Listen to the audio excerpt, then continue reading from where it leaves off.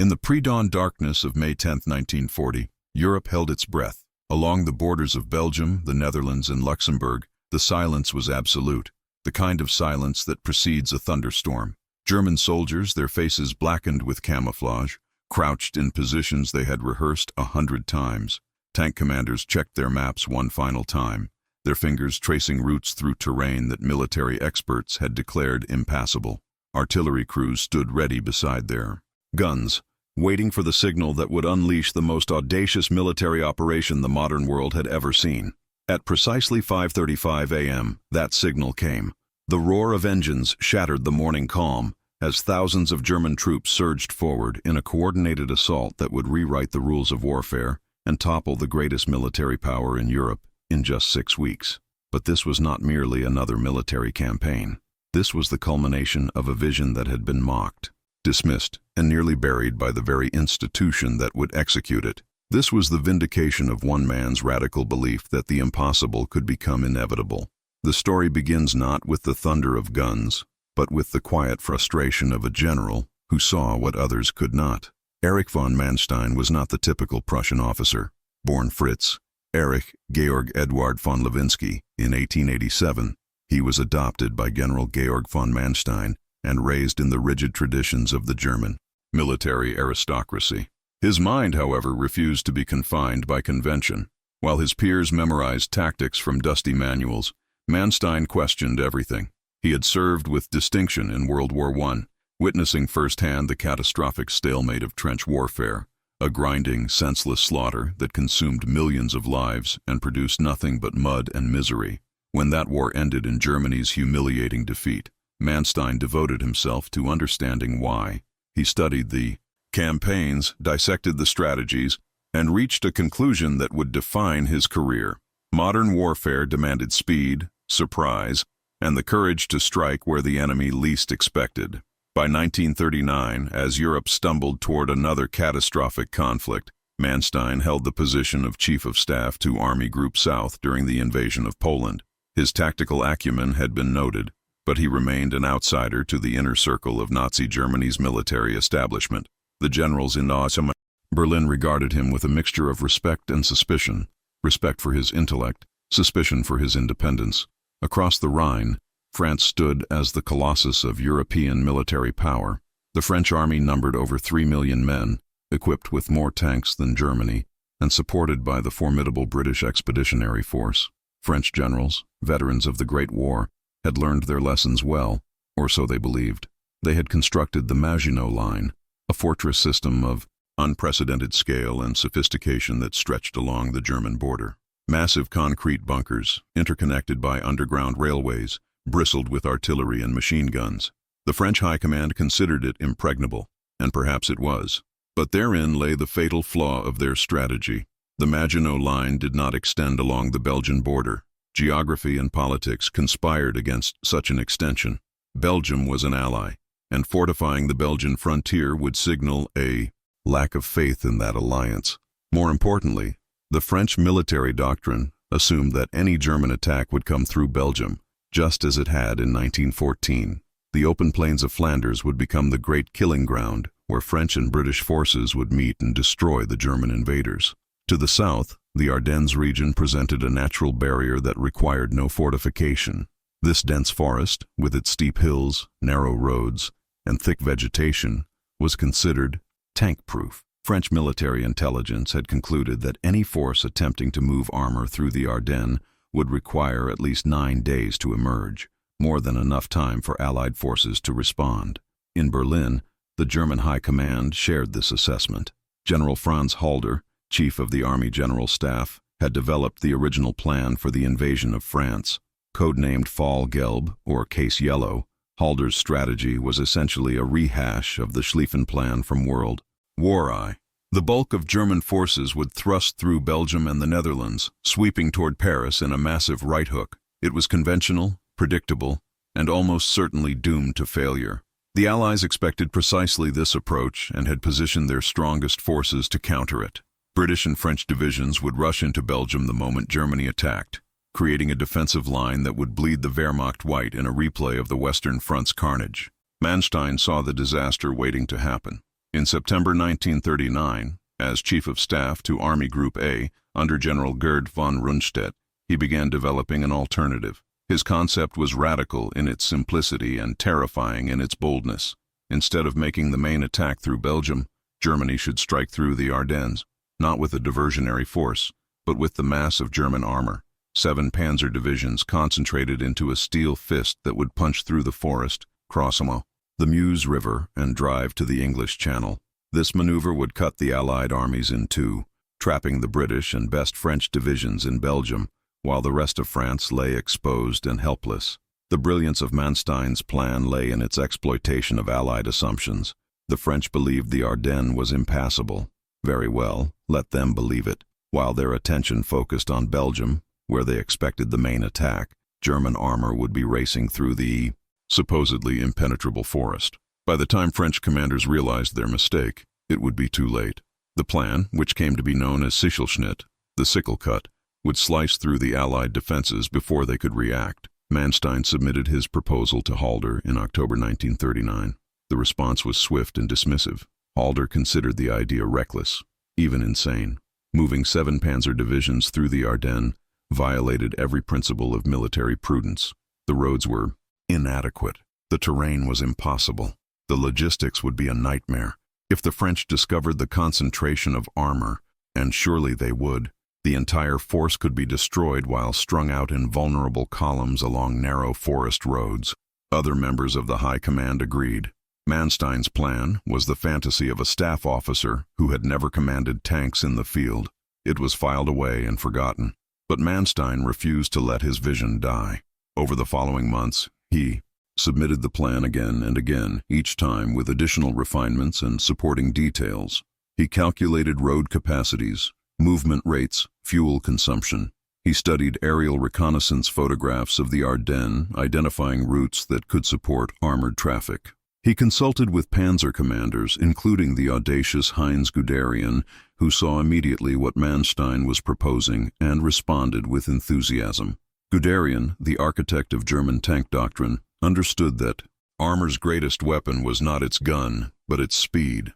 Concentrated panzer forces, operating with air support, could achieve breakthroughs that traditional infantry could only dream of. The Ardennes plan would give him the opportunity to prove his theories on a scale that would shock the world. Yet, even with Guderian's support, Manstein made no headway in Berlin. His repeated memoranda became an irritation to Halder and the Army High Command. In January 1940, frustrated by what he considered dangerous incompetence, Manstein crossed a line. He attempted to present his plan directly to Adolf Hitler, bypassing the military hierarchy. This act of insubordination sealed his fate. On January 27, 1940, Manstein was relieved of his position as Chief of Staff to Army Group A and transferred to command Erziehungswaite Corps, a backwater assignment far from the centers of planning and power.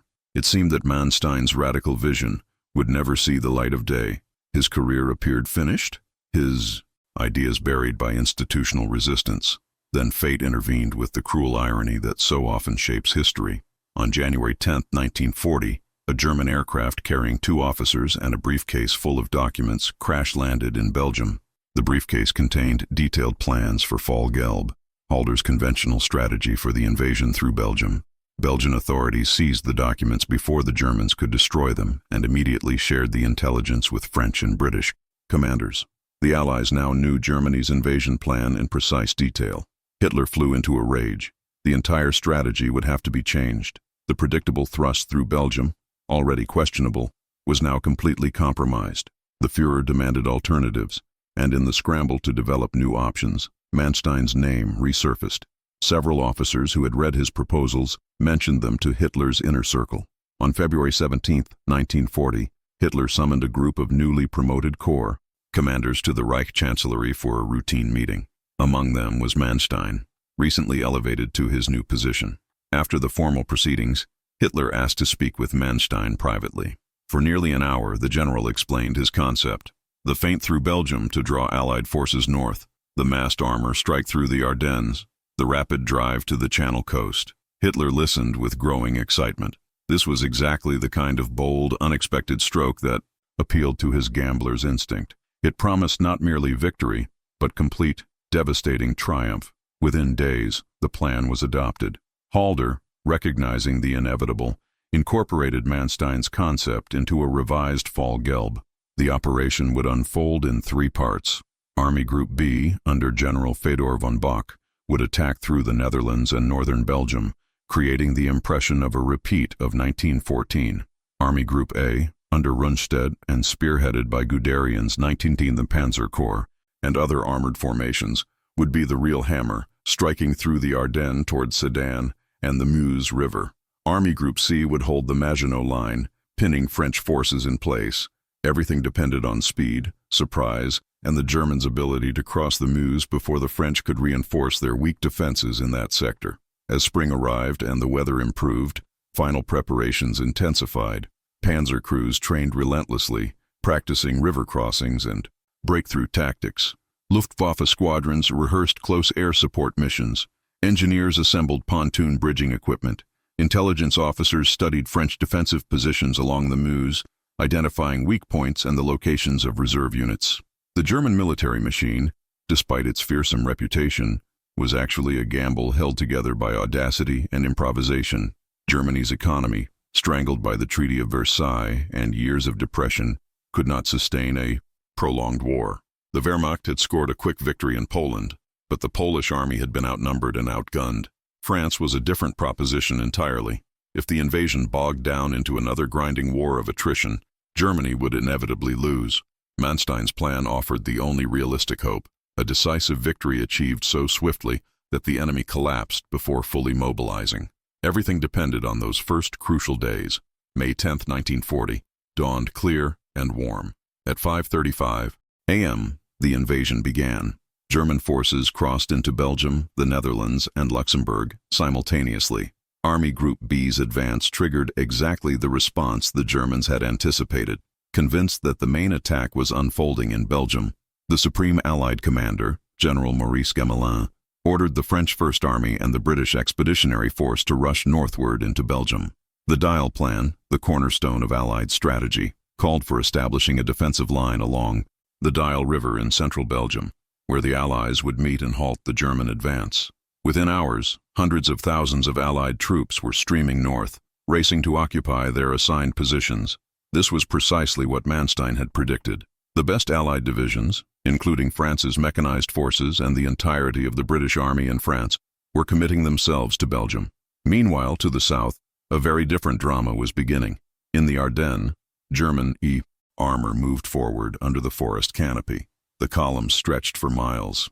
Tanks, armored cars, trucks carrying infantry, fuel tankers, ammunition carriers, command vehicles, all nose to tail on narrow roads that wound through the hills.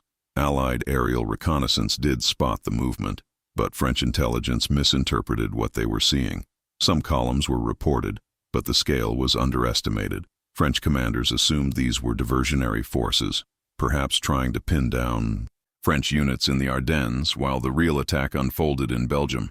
The French Second Army, defending the Meuse River sector around Sedan, was composed largely of reserve divisions. Older men, inadequate training, poor equipment. This was considered a quiet sector where nothing significant would happen. General Charles Hunziker, commanding the Second Army, was not particularly alarmed by reports of German activity in the Ardennes. By May 12th, German forces had emerged from the forest and reached the Meuse River at multiple points. The speed of their advance had been extraordinary, far faster than French planners had thought possible. The Luxembourg and Belgian Ardennes, supposedly requiring 9 days to traverse, had been crossed in less than 3. Now came the critical test. Crossing the Meuse under fire. The river was not especially wide, but the western bank rose steeply in many places, providing excellent defensive positions. French bunkers and artillery positions covered the likely crossing points. If the Germans could be held here, even for a few days, the Allied forces in Belgium could disengage and fall back to deal with the breakthrough. Everything hung in the balance. May 13, 1940, became one of the decisive days of the 20th century. At Sedan, Guderian's 19th Panzer Corps prepared to force a crossing. He had no time for methodical preparation. Speed was everything. The French were already beginning to realize their mistake and were rushing reinforcements south. Guderian's solution combined firepower and shock. The Luftwaffe, having established air superiority, launched wave after wave of dive bomber attacks on French positions. Stuka aircraft screamed down with their terrifying sirens wailing, dropping bombs on bunkers and artillery batteries. The psychological effect was devastating. French defenders, already demoralized and overwhelmed, found themselves under relentless assault from the air. Under this aerial umbrella, German combat engineers launched assault boats across the Meuse. Casualties were heavy. Machine gun fire raked the river, but the Germans kept coming. Once small footholds were established on the western bank, engineers worked frantically to construct pontoon bridges.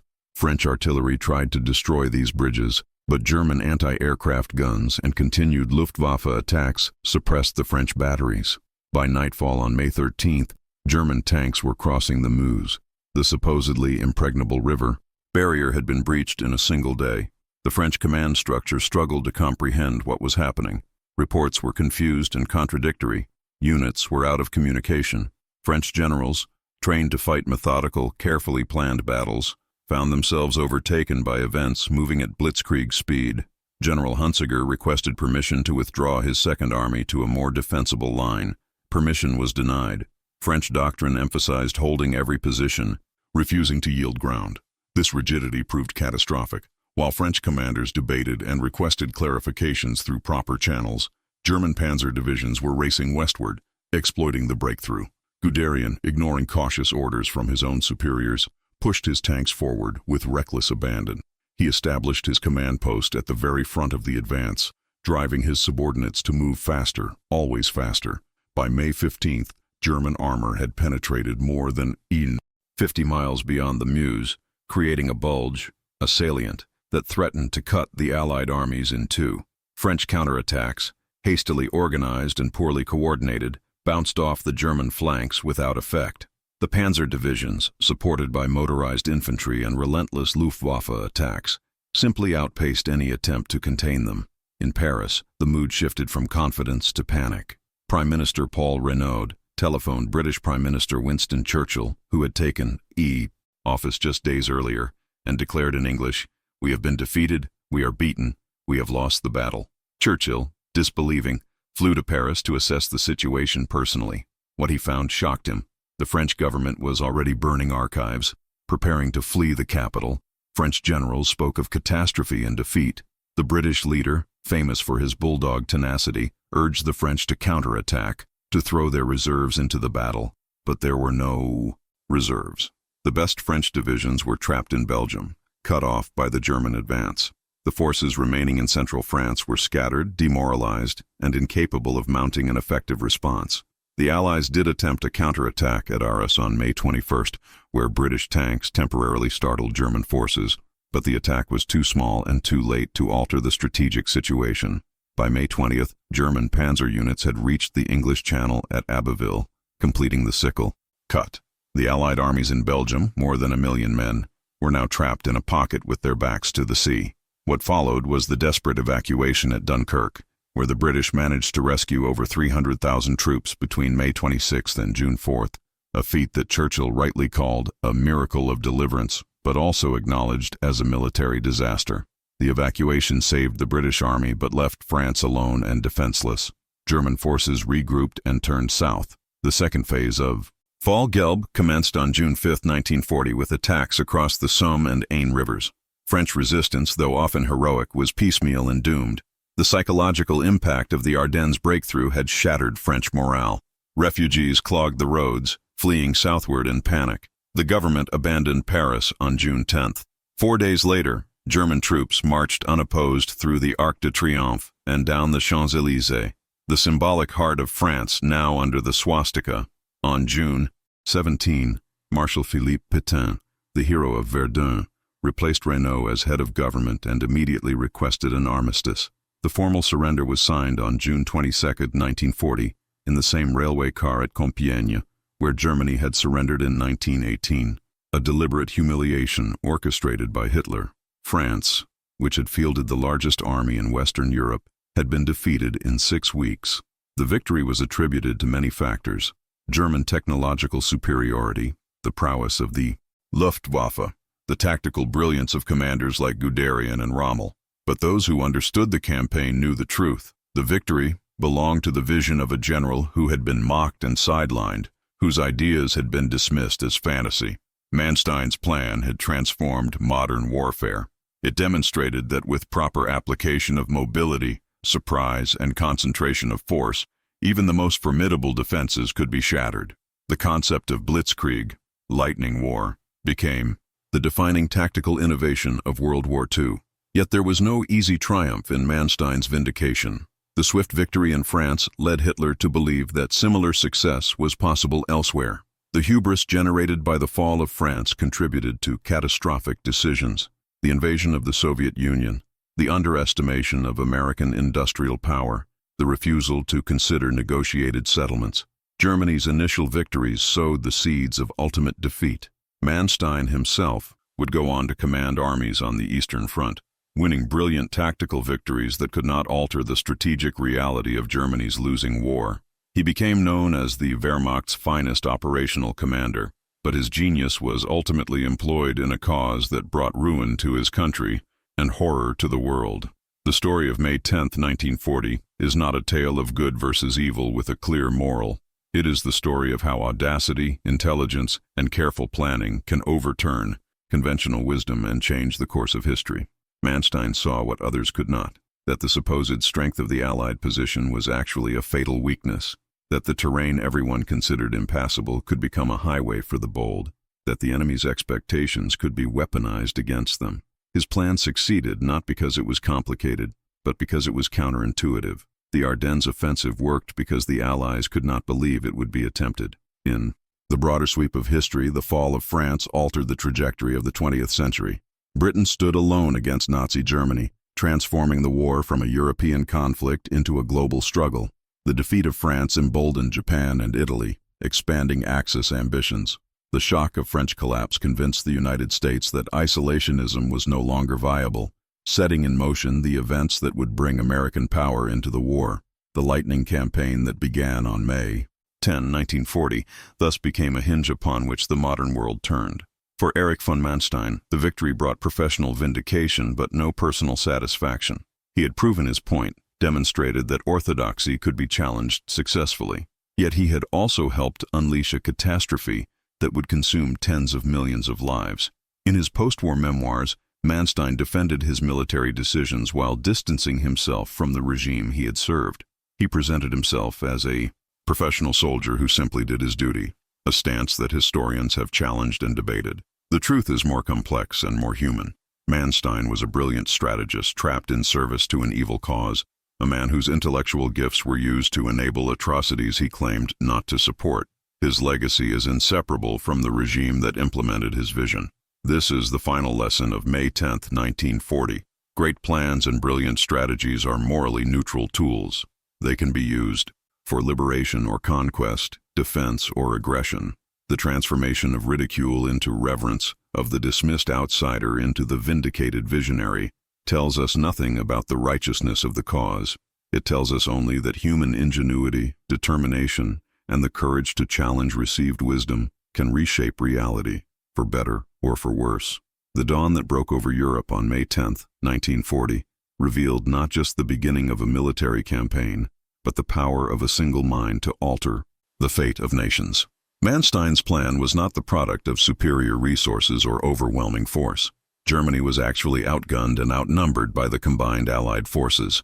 What Manstein possessed was something more dangerous: the ability to see the battlefield as it actually was, rather than as everyone assumed it to be. He understood that modern war was not simply about fighting spirit or defensive preparations, but about tempo, initiative, and the exploitation of enemy psychology. The French had prepared to refight World War I. Manstein gave them a war they could not imagine, and therefore could not counter. In this sense, the fall of France was as much a failure of imagination as a failure of arms. The Allied commanders were prisoners of their experience, unable to conceive of warfare conducted at the speed Manstein envisioned. They had studied the previous war and learned its lessons well, too well. They had created an excellent defense against the War of 1914.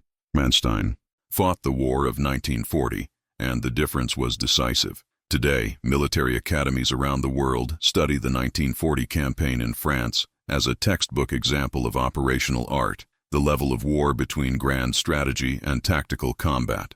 The Manstein Plan demonstrates how a brilliant operational concept can compensate for strategic disadvantages and tactical limitations. It shows the importance of challenging assumptions, thinking asymmetrically, and having the moral courage to advocate for unconventional approaches. Yet it also serves as a warning. The same campaign demonstrates how quickly conventional forces can collapse when confronted with a genuinely innovative approach, how decisive the first days of a conflict can be, and how dangerous it is to prepare to fight the last war instead of the next one. These lessons echo through subsequent conflicts, from the Arab-Israeli wars to the Gulf War, wherever mobility and surprise have overturned expectations and shattered supposedly impregnable defenses. The armistice signed in June 1940 did not end the war. It transformed it. Britain fought on, and eventually, the Soviet Union and the United States entered the conflict, bringing resources that dwarfed Germany's capacity to resist. The lightning victory that Manstein engineered ultimately trapped Germany in a prolonged war of attrition it could not win. The Third Reich lasted only 5 more years after the fall of France, ending in rubble and ashes. Manstein survived the war, was tried for war crimes, and spent several years in prison before being released. He lived until 1973, long enough to see his tactical brilliance acknowledged even by former enemies, long enough to witness the post-war debates about military responsibility and moral culpability. His legacy remains contested, a reminder that military genius and ethical responsibility are separate qualities that do not always coincide. The day the lightning struck, May 10, 1940, began with an operational plan and ended with the collapse of an old order. The Europe that existed before that dawn, with France as its dominant military power and the balance of power seemingly stable, vanished in 6 weeks of combat. What emerged from the rubble was a continent divided, a world at war, and a bitter demonstration that even the mighty can fall when they misunderstand the nature of the threat they face. Manstein's plan was the instrument of that transformation, a military masterpiece employed for purposes that history has rightly condemned. The genius of the plan does not redeem the cause it served. The efficiency of the execution does not justify the regime that ordered it. Yet understanding how the impossible became inevitable, how ridicule transformed into reverence, remains essential. It reminds us that nothing in human affairs is permanent, that assumptions can be deadly, and that the courage to challenge orthodoxy, for good or ill, can change the world in ways both profound and terrible. This is the legacy of May 10, 1940, not a simple story of triumph or defeat, but a complex warning about the power of vision, the danger of complacency, and the unpredictable currents that sweep through history when someone dares to see the battlefield differently than everyone else.